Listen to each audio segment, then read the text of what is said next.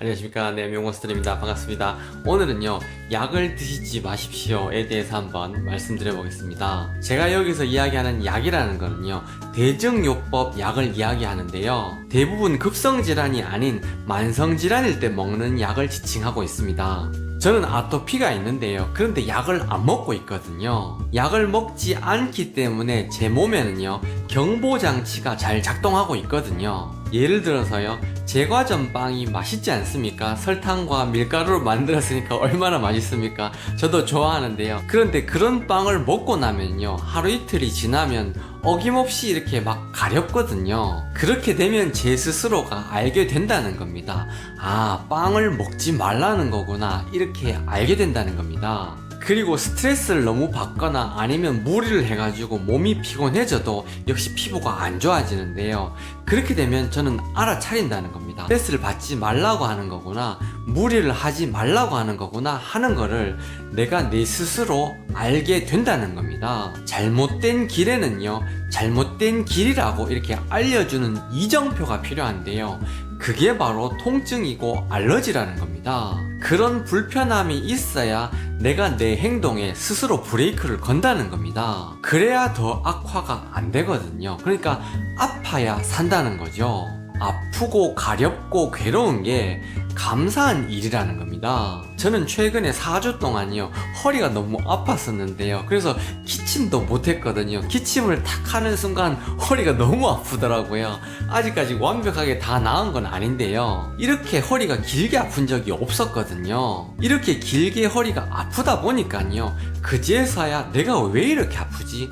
이 허리를 낫게 하려면 어떻게 해야 되지? 이렇게 원인 분석을 하게 되고요, 치료 방법을 스스로가 찾게 되더라는 겁니다. 제가 이번에 찾은 제 허리 통증 원인 중에 하나가요, 항상 이렇게 구부정한 자세로 있는 게 그게 원인이 아닌가 싶더라고요. 진료할 때도 그렇고 항상 이렇게 고개를 숙여가지고 진료를 하게 되거든요. 그러니까 등 쪽 근육은 거의 사용을 안 하더라는 겁니다. 요가에 있는 코브라 자세라든지 아니면 누워서 이렇게 슈퍼맨 하는 자세, 혹은 등배지기 운동, 그런 식으로 등을 뒤로 휘게 하는 운동을 해줬어야 됐는데 제가 그런 운동을 너무 안 했다는 겁니다. 몸이라는 거는요, 어디까지나 균형을 중요시 여기는데요, 복부 근육하고 등 근육하고 이 균형이 어긋났던 겁니다. 그래서 제 몸이 이번만큼은 제가 열심히 허리 통증의 원인을 공부하라고, 그래서 각별히 특별히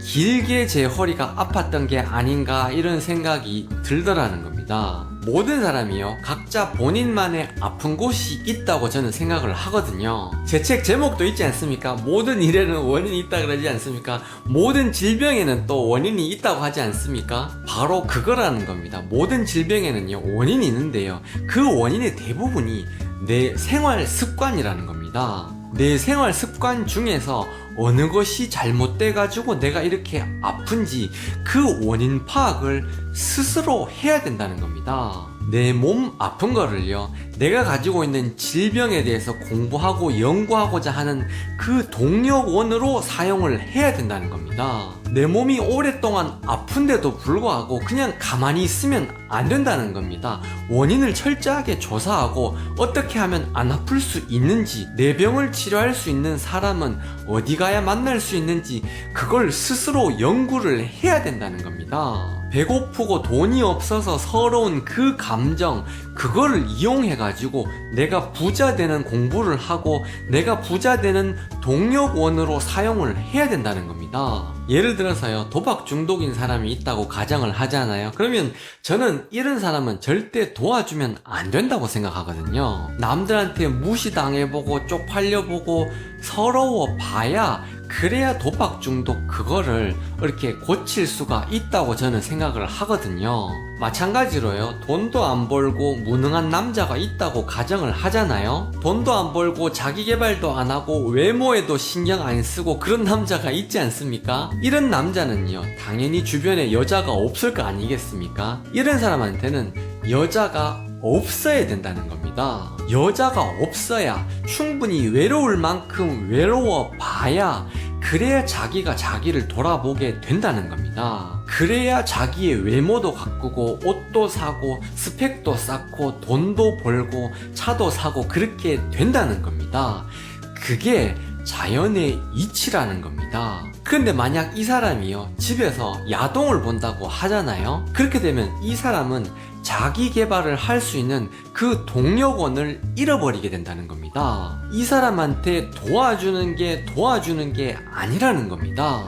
아침에 제 딸이 등교할 때요, 제 아내는 혹시나 제 딸이 지각할까봐 안 달라 있거든요. 그런데 남자인 저는 공감 능력이 부족해서 그런지 모르겠지만 하나도 안 답답하거든요. 지각 좀 하면 어떠노? 선생님한테 혼나면 되지. 그렇게 혼나보면 스스로 지각을 안 하겠지. 저는 이렇게 생각을 하거든요. 부부싸움도 마찬가지라는 겁니다. 저는 부부싸움이 꼭 필요한 거라고 생각하거든요. 제 인생을 되돌아보건대요, 제가 부부싸움을 정말 많이 했었거든요. 그러면서 깨달은 게 하나 있는데요, 그게 바로 제 아내가 제 아내가 아니고 이게 내 과거의 내 모습이구나 하는 거를 뼈저리게 깨달았다는 겁니다. 저도 한때 정말 인정하기가 싫었는데요, 이 모습이 나의 모습이라고, 이렇게 보기 싫은 모습이 나의 모습이라고 이렇게 생각이 들더라고요. 제 아내의 모습이 보기 싫다는 게 아니고요, 네, 부부싸움 할 때의 모습이니까 그때는 보기 싫은 게 당연하지 않겠습니까? 어찌됐거나 이 보기 싫은 모습이요, 제 아내의 모습이 아니고 나의 모습이라는 겁니다. 내 과거의 모습이고 내 과거 업식의 모습이라는 겁니다. 그러니까 지금까지 저는요, 저의 아내와 싸운 게 아니고요, 나 자신, 나의 업식과 싸워왔다는 겁니다. 거울을 앞에 두고요, 나와 내가 싸워왔다는 겁니다. 그런 면에서 저는요, 자기가 자기를 돌아볼 줄 모르는 사람은요, 부부싸움을 통해 가지고 괴로울 만큼 충분히 괴로워 봐야 한다고 저는 이렇게 생각을 하거든요. 제가 지금 부부싸움을 안 한다는 말이 절대 아닙니다. 저는 아직까지 부부싸움을 하고 있거든요. 서로 말이 안 통하는 순간이 있지 않습니까? 정말 답답한 순간이 있지 않습니까? 그런데 어느 순간 이런 생각이 들더라고요. 야, 우리 와이프가 보기에는 내가 저렇게 답답하게 보이겠다, 이런 생각이 탁 들더라고요. 그런 식으로 부부싸움을 하면서요, 괴로운 시간을 보내고 나니깐요, 그제서야 내가 나를 보기 시작했다는 겁니다. 늦었지만요, 저한테 이런 고통을 주신 그런 신께 정말 감사하다는 마음이 들더라는 겁니다.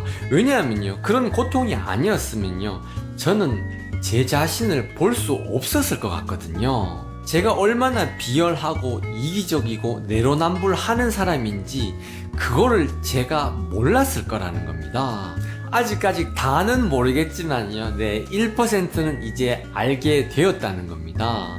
구독자 여러분, 제 말을 믿어주시기 바랍니다. 자기 자신을 돌아볼 줄 모르는 사람에게요, 부부 갈등은 필연적이라는 겁니다. 그런 사람은요, 반드시 부부 갈등이라는 고통을 겪어봐야 된다는 겁니다. 부부 갈등의 고통을 줄여주는 그 어떤 행위도 하지 마십시오.